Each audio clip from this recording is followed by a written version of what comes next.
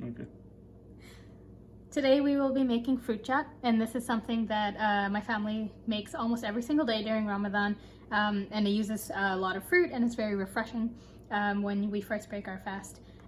So what you'll basically need is whatever fruit that you want. We traditionally always have bananas and apples, and you want your bananas to be ripe. This is not overripe, it's just black because it's been in my fridge for a little bit longer. So I'm going to be making 2 portions of fruit chaat. So you'll need 1 banana, half an apple, half a pear if you have one, and then 2 to 3 clementines or oranges. You can really put in whatever fruit you want. I know people put pomegranate, cantaloupe, papaya, but these are kind of like the staple that I really like. You're going to want 1 tablespoon of sugar, and then you're going to want about 1/3 of a teaspoon of salt and pepper each. You can reduce the pepper if you don't like it as much, but definitely put in the salt. If you don't put in the salt, the taste will be completely different. And we're going to top it off with some lemon. So fruit chaat is something that you want to make at least an hour or 2 before you actually eat it. That way all of the flavors kind of integrate and the fruits kind of like mix in with the lemon really well. So we're going to go ahead and basically cut through all our fruit. And then put it into our bowl.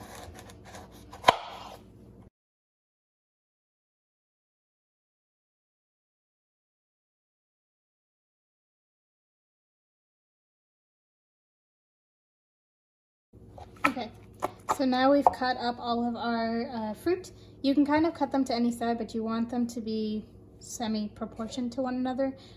My favorite fruit within this are the pears and the clementines, so I add more of those. But if there's anything in particular that you like, then go ahead and add that. And as I was growing up, I think this is one of the first things that I started helping out with when I was helping my mom make iftar, and it's just so easy to get anyone who wants to kind of like play around in the kitchen to work with. But I think the challenge my mom had was to make sure that I didn't lick the juice off of my fingers when I was working with the oranges especially. So I think I got apple duty for quite a while before I upgraded to oranges. So you just want to squeeze enough some lemon so that it basically creates kind of like a light syrup within the bowl, and it's going to really bring all of the ingredients together. And some people add orange juice to add in, but I prefer it just with the lemon, and then the flavor comes from the fruit itself. So you want to just add in your salt and pepper. Remember, do not skip the salt. You can skip the pepper if you want to, but don't skip the salt. And we're adding in 1 tablespoon of sugar into that mixture.